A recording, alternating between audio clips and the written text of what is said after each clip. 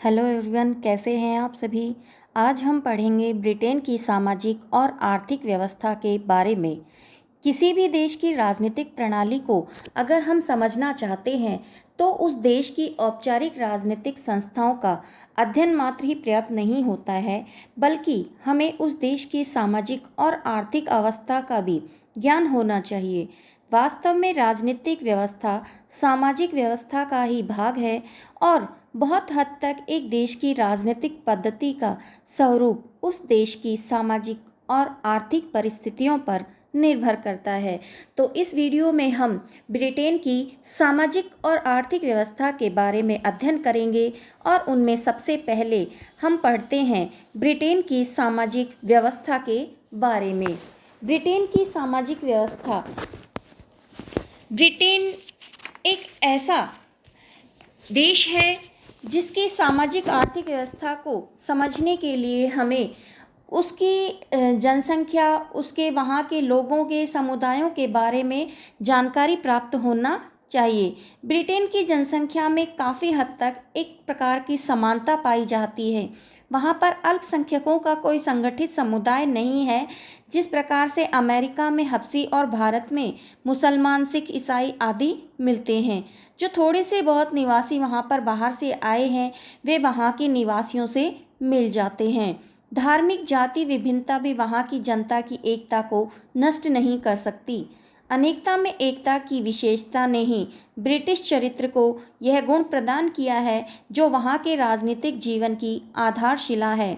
18वीं शताब्दी में इंग्लैंड में रोमन कैथोलिक और उसके विरोधी संप्रदाय में संघर्ष होता रहता था, परंतु अब वहाँ पर दोनों संप्रदाय अपने स्वतंत्र विचार रखते हैं और उनका प्रचार करते हैं।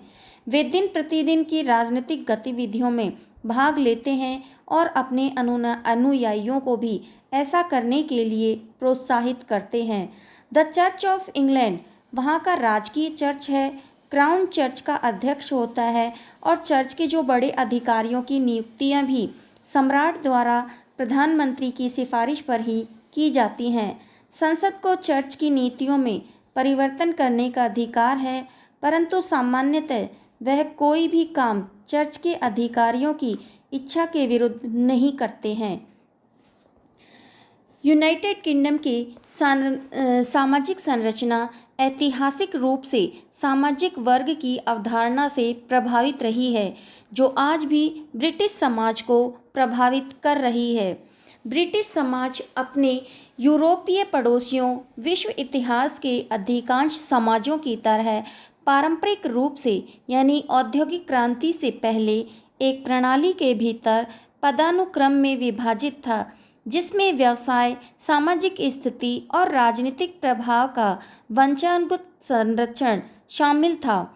औद्योगिकरण के आगमन के बाद से यह प्रणाली लगातार संशोधन की स्थिति में रही है और जन्म के अलावा अन्य नए कारक जैसे कि शिक्षा अब ब्रिटेन में पहचान बनाने का एक बहुत ही बड़ा भाग बन चुका है।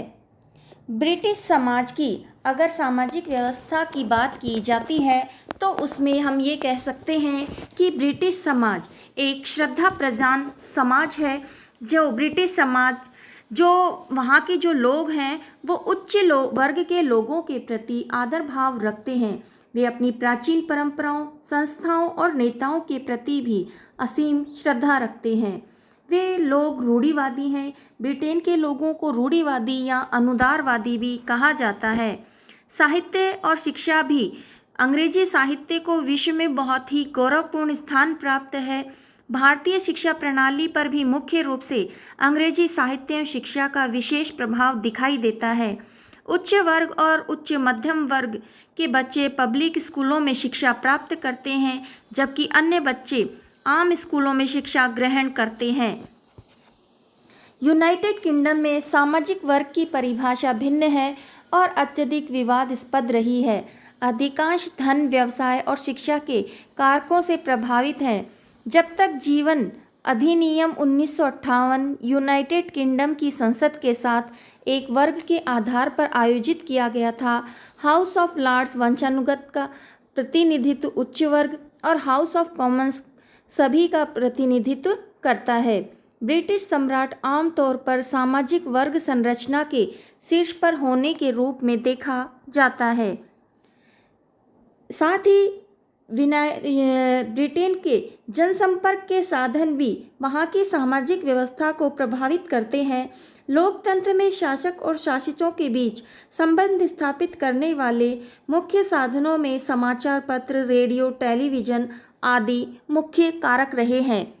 द्वितीय विश्व युद्ध के बाद से ब्रिटिश समाज ने महत्वपूर्ण परिवर्तन अनुभव किए हैं, जिनमें उच्च शिक्षा और घर के स्वामित्व का विस्तार, सेवा प्रधान अर्थव्यवस्था की ओर बड़ा बदलाव, बड़े पैमाने पर अप्रवासियों, महिलाओं के लिए बदलती भूमिका और एक सबसे अधिक व्यक्तिवादी संस्कृति शामिल है।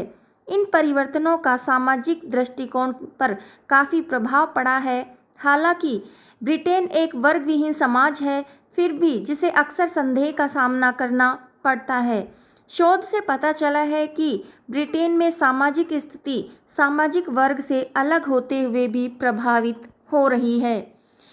यूनाइटेड किंगडम में सामाजिक वर्ग का सबसे बड़ा वर्तमान अध्ययन ग्रेट ब्रिटिश क्लास सर्वे में हुआ है, जिसमें शब्दावली में यह परिवर्तन वंशानुगत विशेषताओं के कारण महत्व में सामान्य कमी और सामाजिक पदानुक्रम में स्थिति के संकेतक के रूप में धन और आय के महत्व में वृद्धि के अनुरूप है। यूनाइटेड किंगडम में वर्ग प्रणाली का व्यापक रूप से शिक्षाविदों में अध्ययन किया जाता है, लेकिन वर्ग शब्द की कोई भी परिभाषा सार्वभौमिक रूप से सहमत नहीं है। कुछ विद्वान वर्ग के मार्क्सवादी दृष्टिकोण को अपनाते हैं, जहां व्यक्तियों को उत्पादन के साधनों से उनके संबंधों के आधार पर मालिकों के रूप में या श्रमिकों के रूप में वर्गीकृत किया जाता है, जो उस व्यक्ति की सामाजिक रैंक का सबसे महत्वपूर्ण कारक है। वैकल्पिक रूप से मैक्स वेबर ने स्तरीकरण का एक 3 घटक सिद्धांत विकसित किया है, जिसके तहत एक व्यक्ति की शक्ति को सामाजिक व्यवस्था में उनकी स्थिति के माध्यम से, आर्थिक क्रम में उनके वर्ग के माध्यम से, राजनीतिक व्यवस्था में उनकी पार्टी के माध्यम से देखा जा सकता है। इन अकादमिक मॉडलों के अलावा ब्रिटेन में कक्षा की असंख्य लोकप्रिय व्याख्याएं भी हैं। वर्ग क्लास में जिली कूपर ने बेकन के विषय में कहा है कि जब एक महिला पैसे वापस मांगती है तो उसे मैडम कहा जाता है, जब वह अजीब मांगती है तो उसे प्रिय कहा जाता है। साथ ही ब्रिटेन की अगर सामाजिक व्यवस्था में देखा जाए तो अप्रवासियों की समस्या और जातिगत समस्या भी महत्वपूर्ण रूप से भाग लेती है। अंत में हम यही कह सकते हैं कि इंग्लैंड की सामाजिक विषय के संबंध में यही कहा जा सकता है कि यह व्यवस्था अपने आप में विचित्र प्रकार की है, क्योंकि इसके विकसित होने से जहां ब्रिटिश साम्राज्य की आवश्यकताओं और नैतिक मूल्यों में वृद्धि हुई है, वहां ब्रिटेन के साम्राज्यवाद ने भी अपने देश की सामाजिक व्यवस्था को एक नया रूप प्रदान किया है।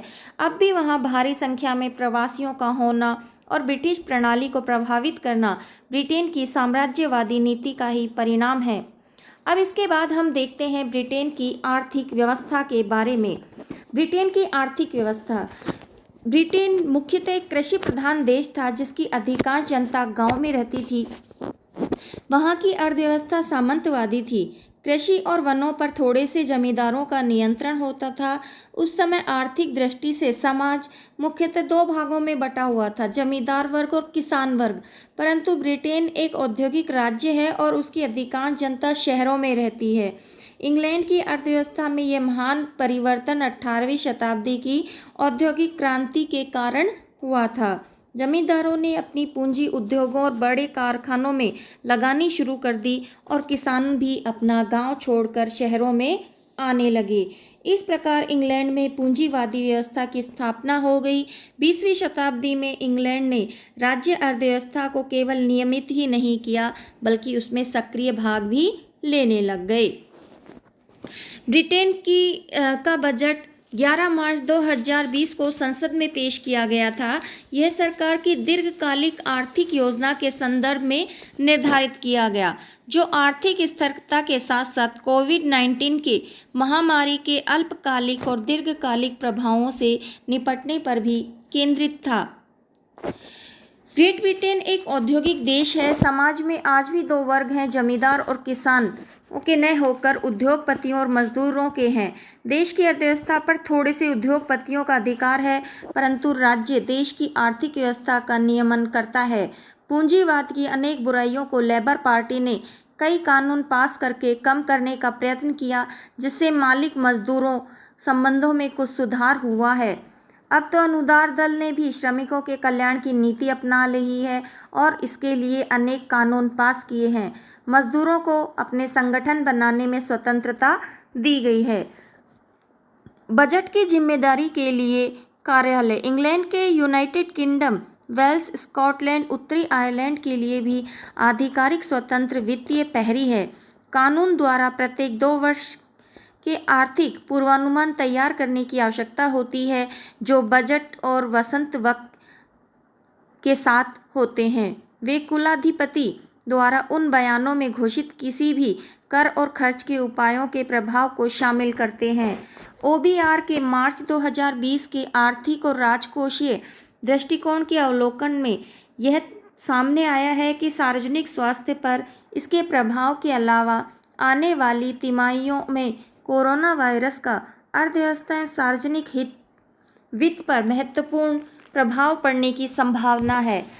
न तो आकार और न ही प्रभाव की अवधि। किसी भी विश्वास के साथ इस बात की भविष्यवाणी करना संभव नहीं है। शिक्षा पर जीडीपी व्यय मई 2020 के लिए एचएम ट्रेजरी सार्वजनिक खर्च के आंकड़े बताते हैं कि यूके में शिक्षा पर जीडीपी व्यय था, जबकि 2017-18 में 4.3% और 1997-98 में 4.0% था। ये परिवर्तन जनसांख्यिकी और क्रमिक सरकारों की नीतिगत प्राथमिकताओं के मिश्रण को दर्शाता है। यूनाइटेड किंगडम में सामाजिक वर्ग की परिभाषाएं भिन्न हैं और अधिक विवादास्पद रही। अधिकांश धन, व्यवसाय और शिक्षा के कारकों से प्रभावित है। इंग्लैंड में बहुत से ऐसे महत्वपूर्ण उद्योग हैं जैसे कि रेलवे, डाकतार, कोयला, गैस, बिजली, बैंक आदि पर सरकार का नियंत्रण है। इसके अतिरिक्त राज्य अपनी आर्थिक नीतियों द्वारा भी देश की अर्थव्यवस्था को प्रभावित करता है। नागरिकों को आर्थिक सुरक्षा प्राप्त है। वहाँ की सरकार, विशेष रूप से लेबर पार्टी की सरकार द्वारा लोगों की आर्थिक स्थिति को सुधारने के लिए अनेक कानून पास किए जाते हैं। आज देश की अर्थव्यवस्था के प्रत्येक क्षेत्र में सरकार की महत्वपूर्ण भूमिका देखने को मिलती है। इंग्लैंड के सभी राजनीतिक दल कल्याणकारी राज्यों की विचारधारा में विश्वास करते हैं। इंग्लैंड के नागरिकों को आर्थिक सुरक्षा प्राप्त है। मजदूर दल के शासनकाल के दौरान बेकार और बूढ़े लोगों के लिए सरकार द्वारा दिए जाने वाले साप्ताहिक भत्ते में भारी वृद्धि की गई है। यद्यपि अनुदार दल, विशेष रूप से श्रीमती थैचर की सरकार, नहीं चाहती थी कि बेकार व्यक्ति सरकार पर बोझ बने, परंतु कल्याणकारी योजनाओं को समाप्त करने का भी उनका इरादा नहीं था। राष्ट्रीय स्वास्थ्य सेवा के अंतर्गत सरकार अब भी बड़ी धनराशि खर्च कर रही है। यह इंग्लैंड की राजनीतिक और सामाजिक व्यवस्था रही। इसी के साथ आज का ये अध्याय यहीं समाप्त होता है। धन्यवाद।